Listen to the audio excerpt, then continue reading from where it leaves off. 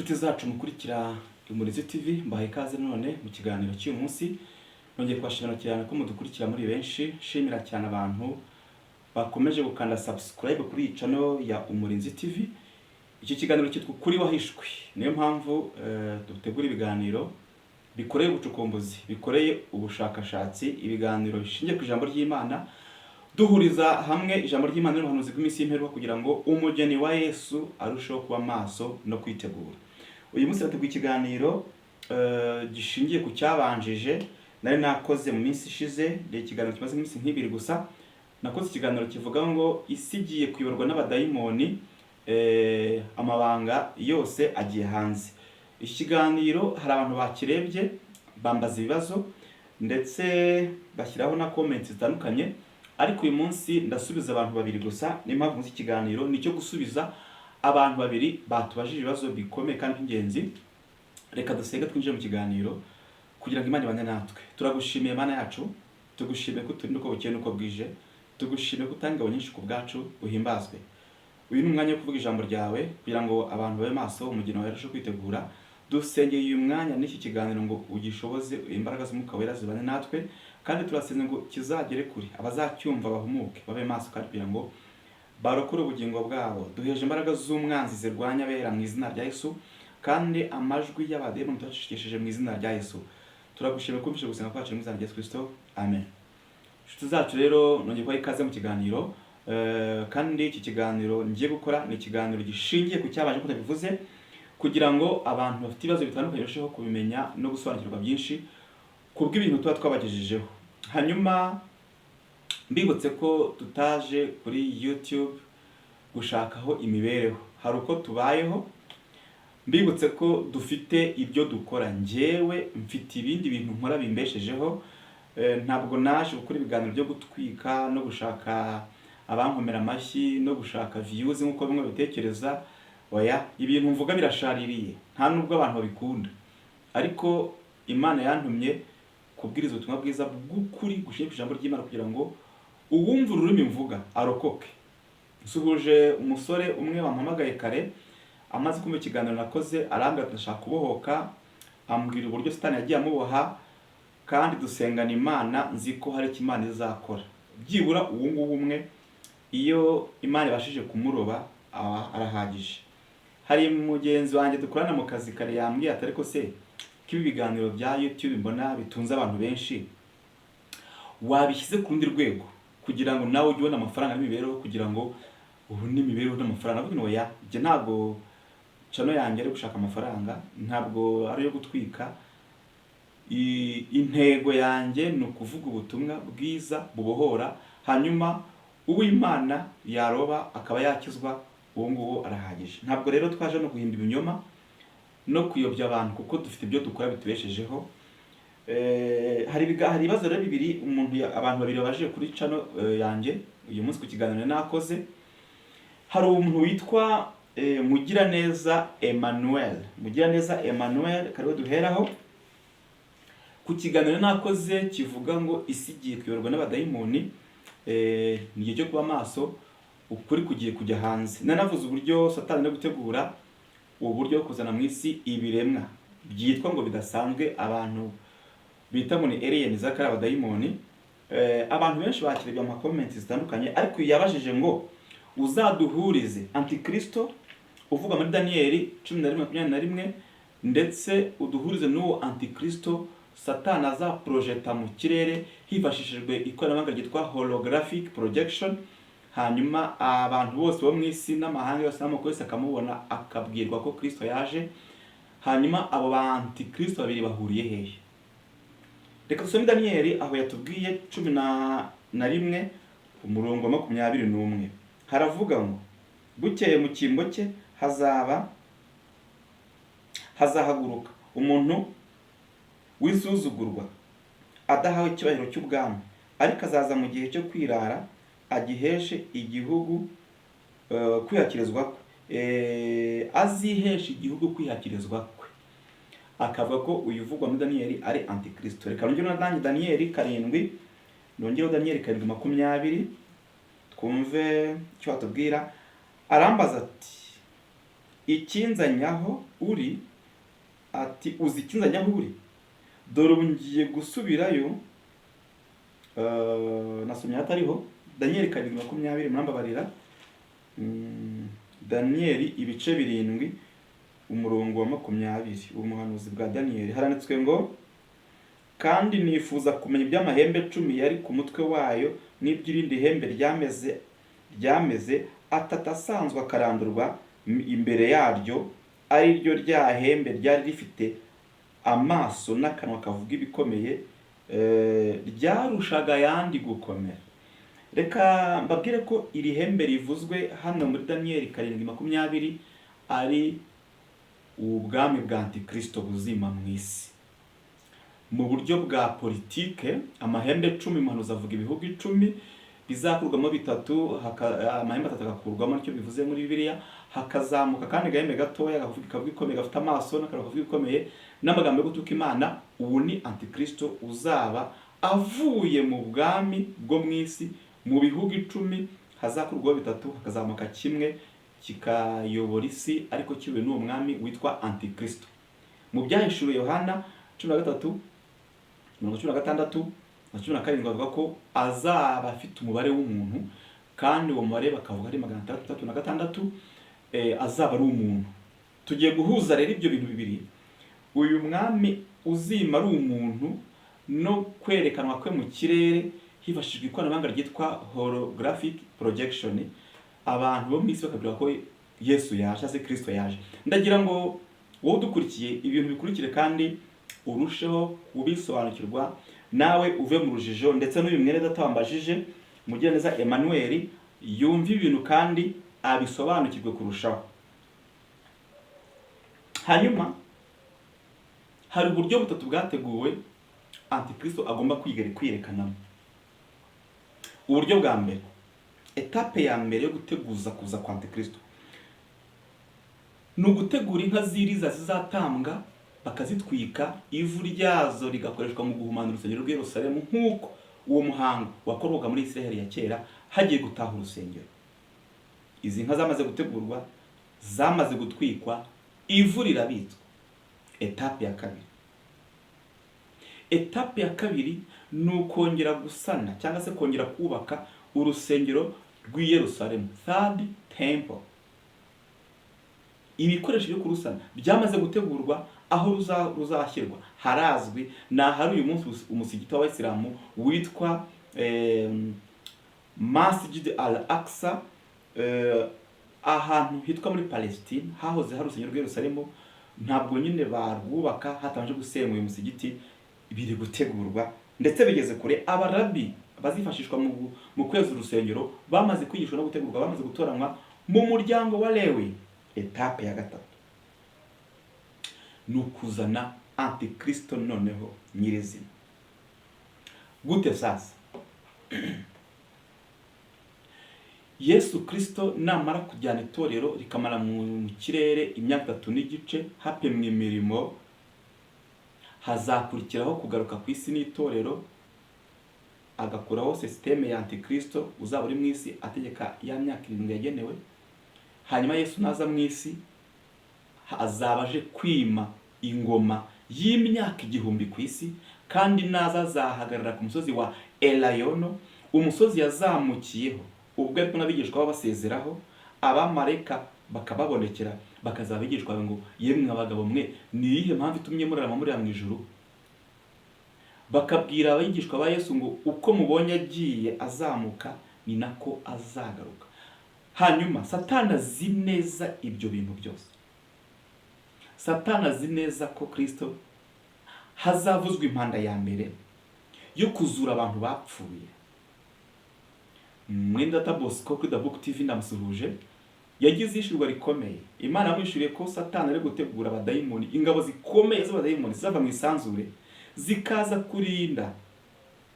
kurinda ahantu harundanyije amagufwa menshi mu isi.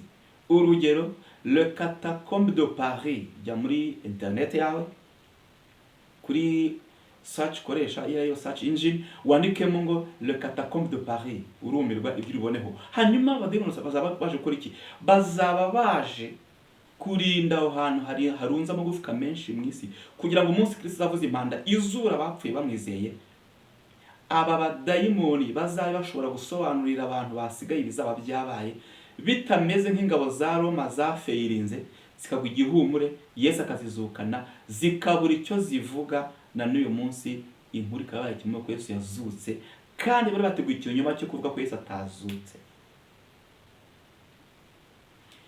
Ibi byose Satani arabizi.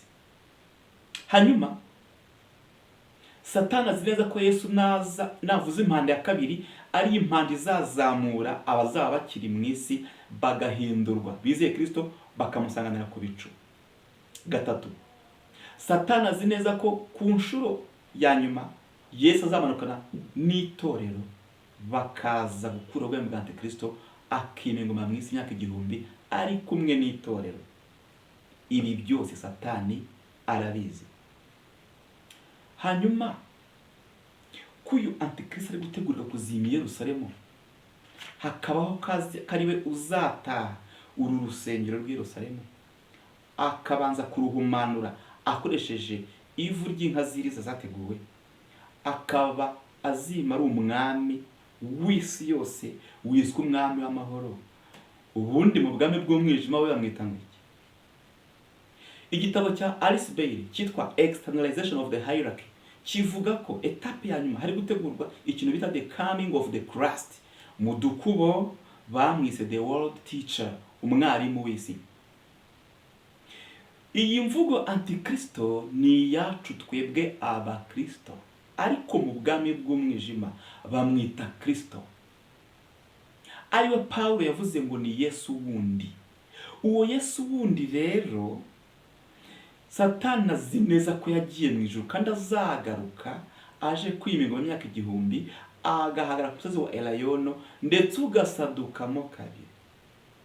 Satani ari gutegura ikintu bita anticipe, kubanziriza, kugaragaza Antikristo kugira ngo ayobye imbaga y'abantu benshi bibwire ko Kristo yaje. Nicyo kiri gutegurwa mu kintu bita holographic projection, aho isi yose izabona mu kirere ikirema kiri gutegurwa kivuye mu isanzure, umudayimoni, amahanga yose akabona uwo mucyo n'icyo kintu kizaba gisa nk'umuntu, bakabwirwa ko Kristo yaje. Kanshyira akadomo aho ngaho. Hanyuma ko Antikristo azima Yerusalemu, akima ari umuntu akuwe mu mahembe 10, atatakagwa akazamuka rimwe ubwo ni umutegetsi umwe muri muzabasigaye muri bya bihugu 10 bizakurwamo muzayobora isi ari Antikristo.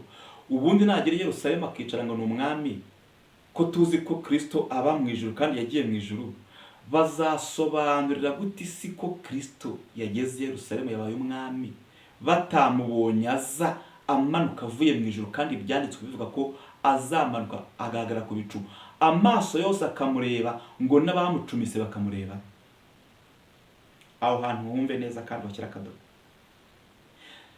Kugira ngo duhuze ibyo bintu rero, Satani ari gutegura scenario yitwa the coming of the Christ, the world teacher, ukuza kwa Kristo. Uwo Kristo bari gutegura bo bamwita Kristo, twe tumwita Antikristo. Nibwo hateguwe holographic projection, kumurika mu kirere mirasire yitwa laser beam, hifashishwa ikoranabuhanga rya holographic projection, abantu bakabona Yesu ahagaze mu kirere, isi yose ikavuga ngo Yesu yaje, agahita habaho guhagarika intambara mu isi yose. Nyuma iyo event yo kumugaragaza mu kirere, nibwo azagera i Yerusalemu, abayuda bamwakire, yinjiye muri urwo rusengero, third temple, haba umuhango wo kurweza no kurutaha ku mugaragaro, aca intambara mu isi. Ariko mbere yo kugera i Yerusalemu ari umwami, azaba yabanje kumanuka mu kirere, amaso yose amurebe, abantu bose bamuborogere, abandi bamupfukamire, bavuga ati Kristo yaje. Uyitabo reka masome Abakolosayi ibice 5, reka masome Abakolosayi Abatesaloniki ba mbere ibice 5 murambabarira umurongo wa mbere. Ariko bene data, iby'ibihe n'iminsi ubwanyu muzi neza yuko umunsi umwami wacu uzaza nk'uko umujura aza nijoro, ubwo bazaba bavuga bati ni amahoro nta kibi kiriho, nibwo kurimbuka kuzabatungura nk'uko ibise bitungura umugore utwite, kandi ntibazabasha kubikirana hato. Situwasiyo isi irimo none ntabwo Kristo yayizamo.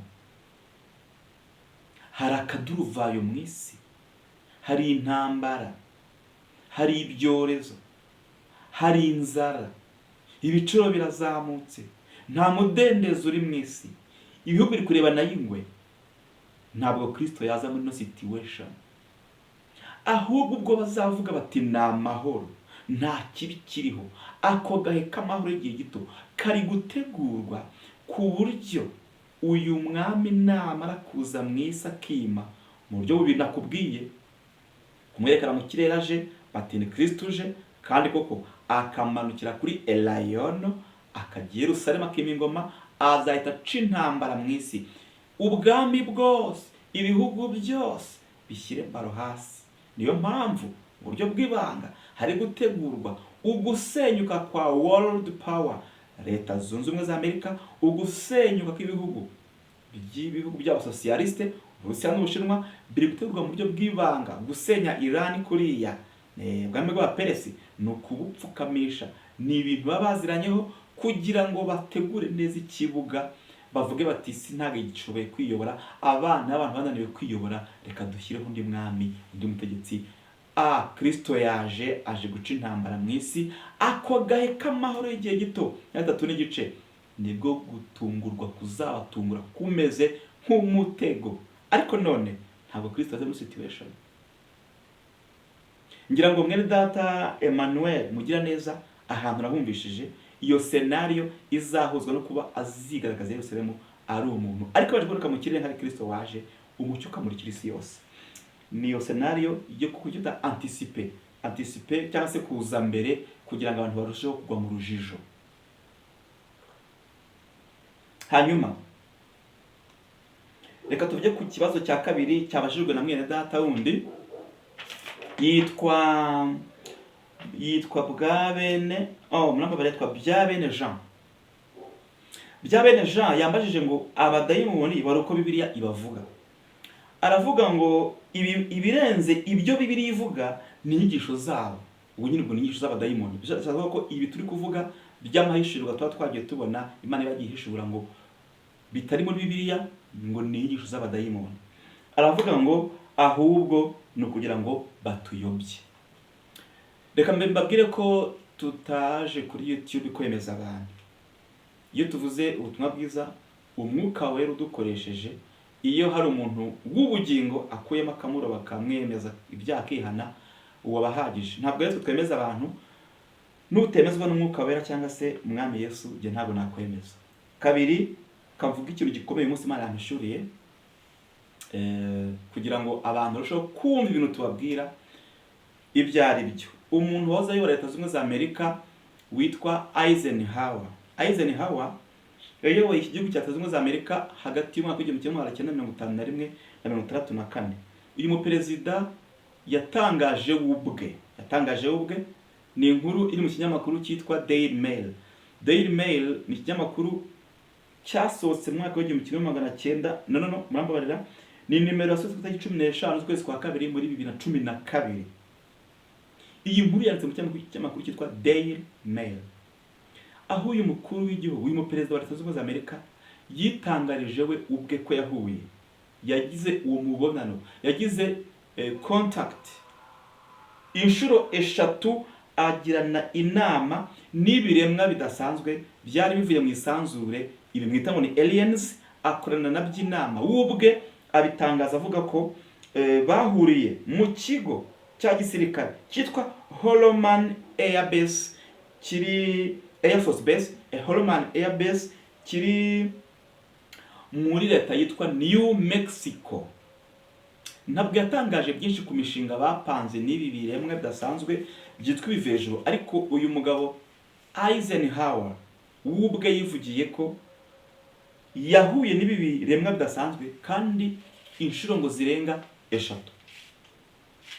Igihe kimwe umunyamakuru aramubaza ngo none se nyakubahwa perezida wa repubulika, ibintu bivuga ko leta ya Amerika ikora n'ibivejuru cyangwa se ibintu bidasanzwe biva mu isanzure byitwa extraterrestrial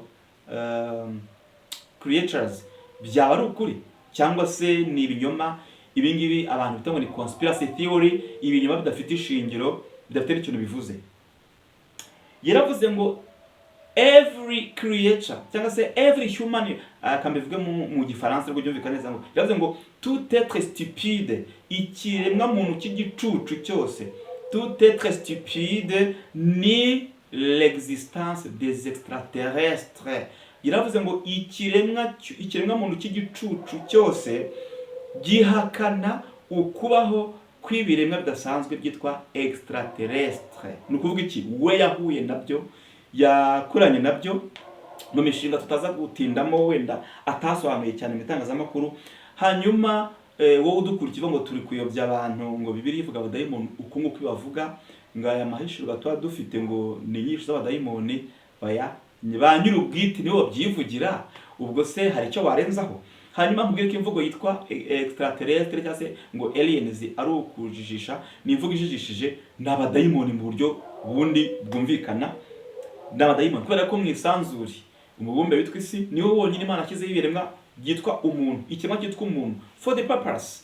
Hanyuma yashyira ubuzima, yashyira amazi, yashyira oxygene n'ibindi uwo muntu akeneye kugira ngo abashe kubaho. Ibindi bumwe bwo ku yindi mibumbe ngo ibiremwa bidasanzwe ngo ni extraterrestre, barakubeshye. Ni abadayimoni birukanwe mu ijuru. Satani yakoze intambara akigumura mu ijuru, Imana iramwirukana n'abamarayika be, baza guhinduka abadayimoni, bashinga ibirindiro bikomeye mu isanzure, nabo mwita extraterrestre. Ubwo umenye ko expeditions, ingendo zijya ku isanzure, NASA igikora n'ibindi bigo by'abanyamahanga bijyanye n'ubumenyi bw'ikirere, baba bagiye kugirana contact n'abadayimoni ku mpamvu zitandukanye za gutindaho muri iki kiganiro. Hanyuma reka mvuge ku ifoto. Ifoto ubona nashyize kuri cover y'iki kiganiro, ifoto Donald Trump perezida wa Amerika ya postinze ifoto 17 z'ukwezi kwa gatanu muri uyu mwaka turimo wa 2026. Ifoto ya postinze ku rubuga rwe rwitwa Truth Social. Iyi foto igaragaza Donald Trump ari kumwe na Elon Musk, wa muherwe ukomeye mu isi. Uyu Donald Trump yagaragaje ifoto, ya postize ifoto of course, baravuga ibintu bitandukanye. Bamwe bati ni ifoto ya nyayo, abandi bati ni ifoto ya AI. Hirutse ko AI ari igikoresho cya Satani kigamije gucreatinga confusion, guteza urujijo. Hanyuma bati ni AI, abandi bati ni ya nyayo. Iyi foto yerekana Donald Trump ari kumwe na Elon Musk, hagati hari iki kiremwa kidasanzwe extraterrestrial creature cyangwa se alien, kiziritse iminyururu ku maboko ndetse n'amaguru, bari ahantu bita ku kibuga cy'indege. Iyo foto urayibona kuri cover y'iki kiganiro. Hanyuma ibinyamakuru byo muri Amerika byacitse ururondogoro. Abantu bavuga bati uyu mugabo ibi ni bikintu atagiye kugaragaza. Nyamara mwe mudukurikiye, niyo mujya mukurikirana ibi bibera ku isi. Perezida Trump ubwe yagaragaje ko mu minsi yashize tariki 15 z'uku kwezi yavuze ko agiye gushyira agaragara inyandiko cyangwa se amavideo arengeje 60 yerekana uburyo department ya America yagiye ifata amashusho y'ibintu bidasanzwe bigenda mu kirere cy'isi bise ngo UFOs cyangwa se unidentified flying objects, cyangwa se OVNI, objet volant non identifié. Ibyo bigenda juru bidasanzwe bimeze nka disk y'ibizero biva mu isanzure bigasura isi. Ninjoro yagaragaje izo video, nawe ubwawe nujya kuri internet yawe wandikamo Trump with aliens, baraguha izo video zirasakaye ahantu hose. We yarazi neza icyo akoze.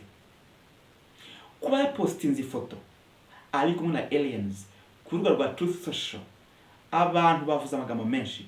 Bamwe bati ni distraction, no kujijisha, no gutebya, ni guteza urujijo. Ariko reka mbabaza ikibazo, ni gute umukuru w'igihugu cy'igihangange ku isi nka Trump yajya ku rubuga nkoranyambaga agapostinga ifoto igamije distraction, kurangaza abantu? Never. Ntabwo ari umusazi, ibyo akora arabizi neza. Mu minsi yashize agaragaje ifoto yakozwe na AI yigaragaza nka Yesu yambaye ikamba, yigaragaza nka Mesiya, nk'umuntu umucunguzi w'isi. Nabwo avuga amagambo menshi. It's not distraction, ntabwo ari ukurangaza abantu. Azi neza icyo abakoze. Nanjye ubwanjye ntari kuri level nk'iya Trump, sinshobora gupfa gupostinga ikintu ntatekerejeho just for distraction. Never. Hari umugani wo mu Kilatini uvuga ngo nihil factum sin causa. Biravuga ngo nta kintu kitagira impamvu, cyangwa se ngo nta kabura imvano mu Kinyarwanda. Bivuze iki rero? Aba bantu bw'amwe bw'umwijima bagira ikintu bita psychological preparation. Hari ukuntu iyo bagiye gushyira mu bikorwa imishinga yabo, babanza gutegura abantu bari mu isi, bakabategura mu mitekerereze, bagategura ubwonko bwabo gahoro kugira ngo cya kintu nikiboneka abantu bazafite nk'ari ibintu bisanzwe, bazabyakire nk'ari ibintu bisanzwe, ntibatungure cyane. Bivuze iki rero? Hari gutegurwa umugambi wo kuzana ibi biremwa mwita ngo ni extraterrestrial cyangwa se aliens. Nyamara ni umugambi wo kuzana abadayimoni kugira ngo bafate mu biganza isi, bayiyobore. Sinshaka kuvugaho ibintu byinshi kuko bivuze mu kiganiro kibanza, ariko mwumve ko harimo n'umugambi wo gutegura ukwigaragaza k'uyu mu Mesiya. Uwo mugambi w'umwijima bita ngo ni externalization of the hierarchy, mu kintu cyiswe ngo ni the coming of the Christ, ukugaruka kwa Yesu. Ariko ni Yesu wundi, bamwita Yesu cyangwa se bamwita ngo ni Mesiya wabo, ariko muri makeya ni Antikristo. Rero ubwo udukurikiye nizeye ko bamaze gusubizwa ababajije ibibazo, n'abandi wenda batabajije bacecetse ariko bakuri ikiganiro cyabanjije. Nuko Satani ari gutegura ikintu bita mindset preparation cyangwa se psychological preparation, gutegura abari mu isi mu buryo bw'imitekerereze, cyangwa se gutuma ubwenge bwanyu nimuzabona ibyo bintu byapiyarinze mu isi muzavuga muti nyamara na Obama yabivuzeho, nyamara Perezida Eisenhower yabivuzeho, nyamara Trump yabivuzeho. Mwumve ni ibintu bisanzwe.